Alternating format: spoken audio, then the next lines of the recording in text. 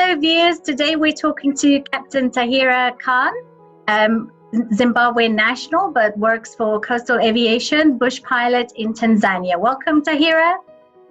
Thank you for welcoming me. I just wanted to get your story and find out how you got into aviation and what inspired you to join the aviation, and what age, when did you decide to start flying?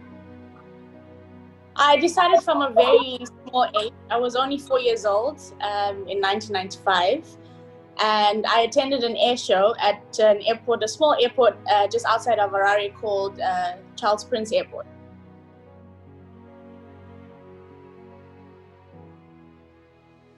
My dad took me to an air show, and I still remember very vividly that the Air Zimbabwe Boeing 707 did a flyby. Wow.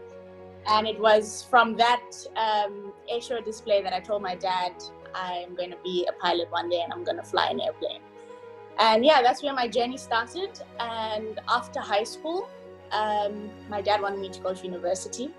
And I said, no, I'm not going to university. I want to be a pilot. He says, you're still on with the story. And I'm like, yes, I still want to be a pilot. And he was like, no, but you've got straight A's in school. You should be a doctor, or you should be, one of those. And I'm like, no, Dad, I'm not going to university. I'm going to flying school.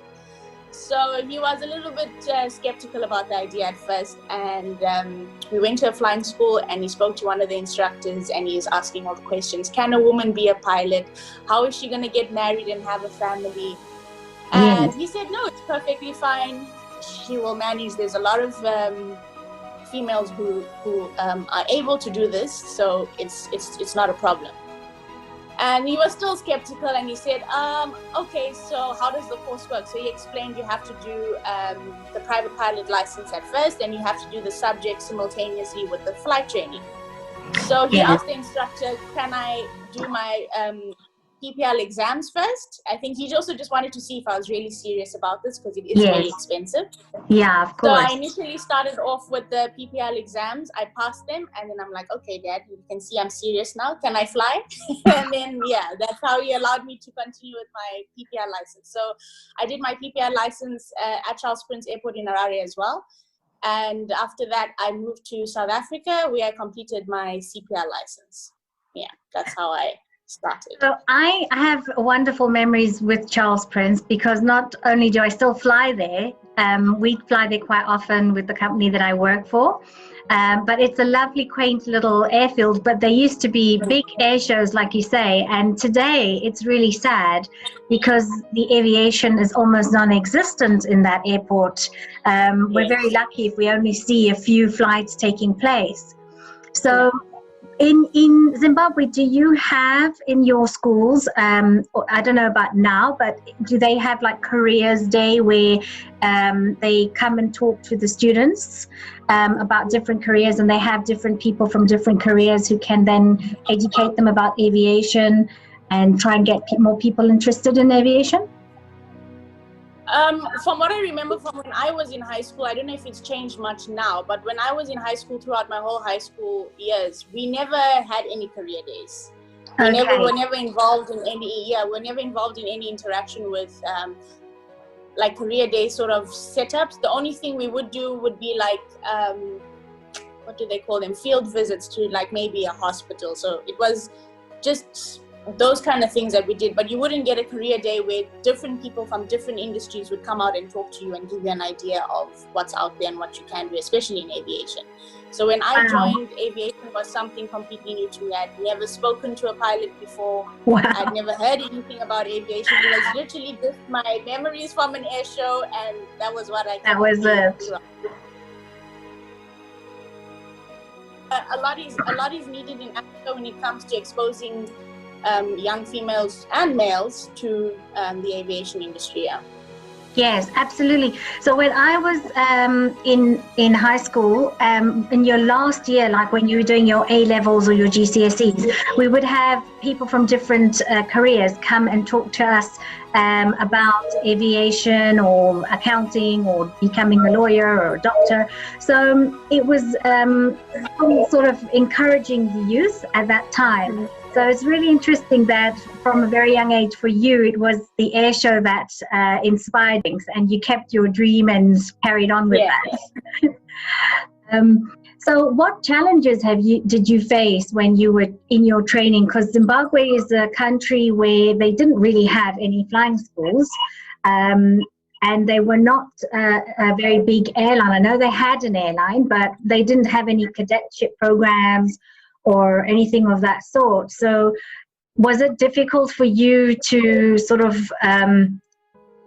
get into the aviation side there, apart from doing your PPL? You said you had to go to South Africa to do your CPL, but is that because of there were no flight schools and stuff in Zimbabwe? Yes, so at the time in Zimbabwe, there were only 2 flying schools at Charles Prince, and that was the only airport within the whole country that had actual flight training schools. Up to now, I'm still aware that there are still only 2 flight schools currently active. So it is very small. There are very small flying schools, even though there's only 2. I think each flying school only maybe has 2 airplanes or maybe just 1. So it is very small. Also with the economic situation in Zimbabwe, it's very expensive. So even at my time, I did my PPL at Charles Prince, and it was all in US dollars. So it was very hard for my dad to find the foreign currency in order to pay for my flying. So that was one of the challenges I really faced. So like I said earlier, I did my exams first, and then I went through the flight training, which was also prolonged due to the financial situation. So at the end of my PPL, because it was very expensive, my dad couldn't afford now the CPL part in the US dollars as well. So we decided as a family I was going to move to South Africa and complete my CPL. My sister also helped a great deal. She was working in Dubai at the time. She took a loan out for my training. Yeah. Wow. So I finished that side, and it also took forever. I mean, there were times you just think maybe I'm doing the wrong thing. You feel like giving up, but you honestly, you just have to keep at it. You have to keep the perseverance, and you just have to go on. I did all sorts of stuff, from washing airplanes to try and get free hours at the flying school. You work in admin over weekends to get free hours. You just do anything to get free hours. Of course. So that was it was a very big challenge in that regard. And like you say, also in Zimbabwe, there are no cadet programs at all. Even though there is a national airline, there's no cadet programs offered. So it's literally, if you don't have the money for it, it's a big struggle. Yeah. The flying school that you went to in South Africa, was that in the Port Alfred or Port Elizabeth area, or in Joburg? No, I went to a flying school called Luxavia in Pretoria. Pretoria. Okay, yes. Okay. Yeah. So that's where I did my CPL. Yeah. Okay, because I did my CPL at 43 Air School in Port Alfred. Nice. So quite a lot of people went to 43. So yeah. No, that was too expensive for me. It is. 43 Air School is an expensive school. Yeah. Unfortunately, unfortunately, this is the situation that a lot of the pilots in Africa face, especially countries like Malawi, Zimbabwe, Tanzania. A lot of the smaller countries, they do have problems with the aviation side because there's no flying schools. We have to all end up going to South Africa.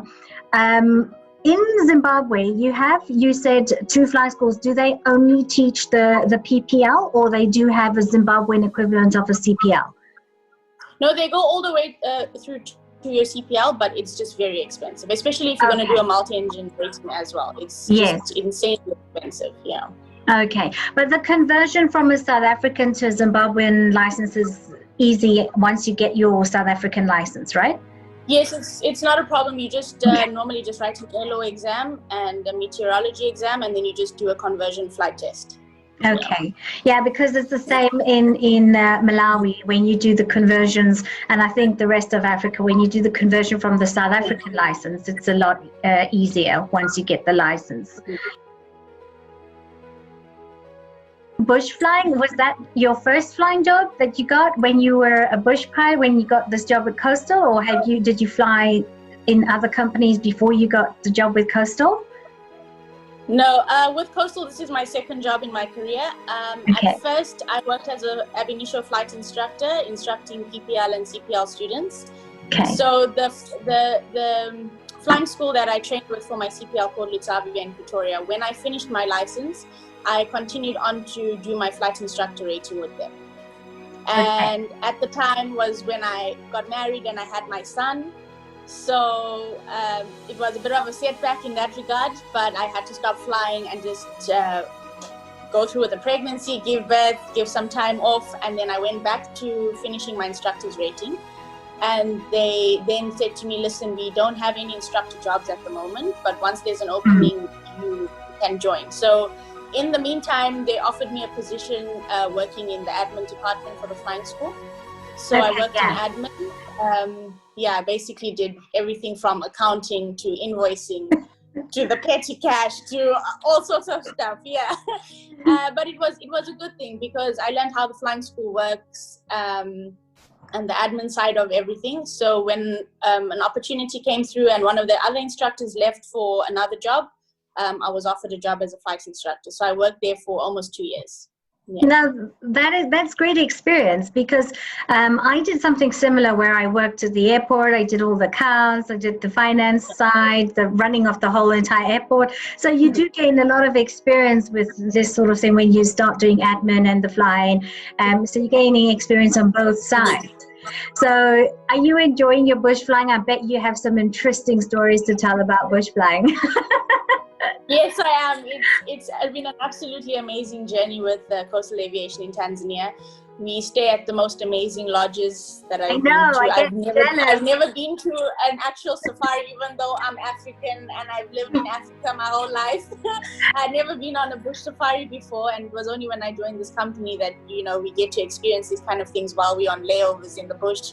And we also do fly to neighboring African countries. So we've also had the opportunity to experience the Masai Mara over in Kenya. So it's been an absolutely amazing journey. Yeah. I get very jealous looking at your posts sometimes. I'm like, wow, they're amazing places she's going.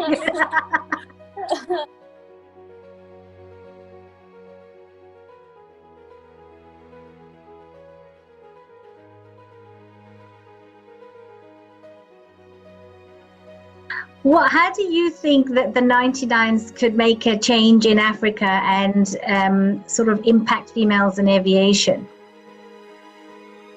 I think we just need to, as an organization, and also just as individual people, wherever we're based, to just give as much support as we can to any other females around us within the companies that we currently work for. For example, in my company, there are quite a few females, and most of them are junior pilots. So myself being a captain, flying with them as a first officer, where I can, I always try and help them, when it comes to simplest things like landings and, just the general operation of your flight. I think so also within our own organizations, we should try and be there for the other females within our companies. And also, if we can, like I said, we were talking about earlier, Zimbabwe doesn't have a lot of career days promoting aviation. I think we should try and attend as much career days as we can, and put the word out there about aviation as well. Yeah, I've been trying to do that. Like I said some time back, Dina attended the Ethiopian Aviation Summit, and basically we tried to sort of get our name out there. We were supposed to attend one in June in Cairo. But because of COVID, it's kind of messed up a little bit of things for us. But going forward, whatever events that take place in Africa, we would like to sort of participate and be there.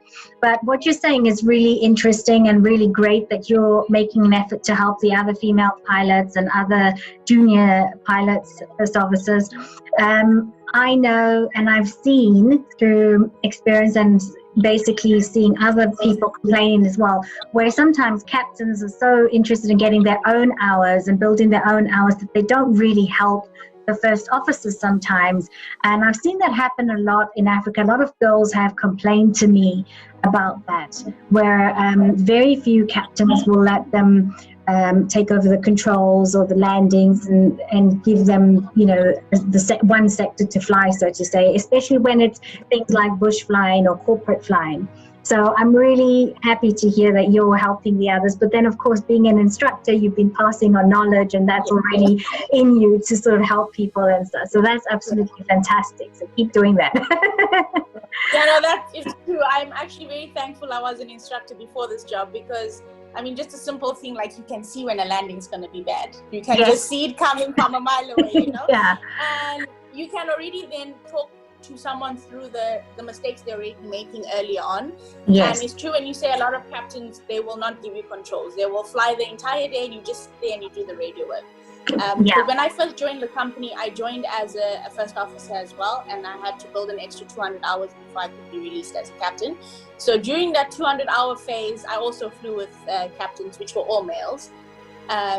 There was only two female captains at the time, but I hardly ever flew with them. So majority of those 200 hours were with the other males, and the same thing happens that you just mentioned. You sit there and you be like, okay, can I do the next leg? And they'd be like, no, we're going into a very dangerous trip. And you'd be like, okay. And the next one happens, and the next one, and it's just a continuous thing. So you'll constantly be undermined. I don't know if it's because you're a female or you're just a first officer. I don't know what it is. But you'll constantly be undermined, and you just got to also just be very strong and not let it get you, because it can be very discouraging. And even when they do let you fly and you make a small mistake, or you just maybe just give a little bit of a hard landing, it's like, what are you doing? You don't know how to fly. You know, you get all the comments under the sun, and you just got to be persistent. Yeah, no, I've heard that so many times. I've seen it. I've witnessed it myself. And yes, you get a lot of the captains who refuse to sort of let you take control or try. And like you say, everyone's learning. They started somewhere too. So we all have to start somewhere. And that's why I make conscious effort of always helping, as I'm a flight instructor myself, and I do make a conscious effort of helping others, the juniors, especially the juniors, to sort of, gain experience, whatever they don't understand. Don't be scared. Always come and email, WhatsApp. I'm always there, even if anything and everything in aviation related. And I think it's important that the us girls kind of stick together and help each other out. So it's true. 100% true. What sort of inspiring message can you give to the youth in aviation, and just the females and males, to inspire them to join into the aviation, especially for Africa, because it's such a difficult field to get into. There's so many challenges. Financial is one of the biggest things. We don't have any flying schools, and then finally when you do get into it, like you said, you think, there's so much involved in this. Should I just let it go? Should I give up? And a lot of people do end up wanting to give up, and one of the biggest factors is the financial side of things, especially in Africa. I think what a lot of pilots that are still aspiring to enter the industry, and even those that have already started who are going through hardship, need to remember that everyone's journey is also very different. That's very important. When I was training, I would always, look up stories of other pilots, female and male, and you somewhat almost always see someone with a very smooth sailing story, where they went to flying school. They were either in a cadet program or they just managed to be able to pay for it, and then they went into a cadet program with an airline. So immediately from flying school, they're already a first officer on an airliner. They never had to go through, for example, being an instructor to get hours to get a higher job like bush flying or charter work, and then work your way up. So I think that's also a thing. A lot of us who have taken that different route need to reach out to and actually advise people that everyone's journey is different. It's not always going to be easy. There are going to be challenges along the way.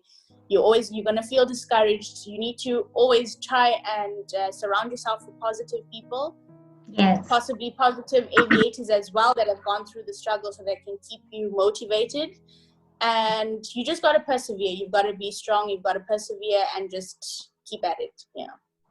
I agree. It's all about being with like-minded people, finding those that can help you. The mentorship is important. Others that are either the same age, same level as you in terms of CPL or PPL, and or advanced, who can sort of help you with your training, or just encouraging you to keep going, because it is tough. It is a tough industry, and it's not an easy one.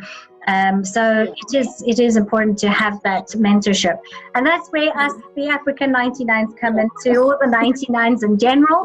The 99s is all about mentorship and inspiring others to sort of join the aviation industry. We help everybody having the same mindset, same group of people, and we have lots of fun. So if you want to join the 99s, join the 99s. We're here for you as well. Yeah, we're here for you all the time. Whatever questions and inspiration you need, it's available. True. I don't know when the next meeting will be with all this Corona madness, but hopefully, yeah. I'm working on it. I'm working on it, but again, it's challenging because it's in a different country. It's not my country, so it will take time. But I've got time to prepare. So, it's just going to be all this COVID stuff till we get rid of all that and then see where we're going from there. So, yeah. Hopefully in the interim, we can invite more pilots over to the organization. So when we do have our next meeting, it will be more pilots than the last time, and we can spread more awareness that way and have more mentorship. Yes, I am looking at getting more female pilots to join and more pilots to come. I had to have a limit last time, only because of the plane size when we were flying from Malawi to Kilimanjaro. So that was why I sort of had to cap numbers. But with the Rwanda conference, there shouldn't really be a cap. I think as many women want to come, the more the better, and like you said, the more we can inspire others as well. So I hope for it to be a bigger conference. But thank you so much for your interview, Taahira. Thank you very much. Thank you very much for having me. Thank you so much.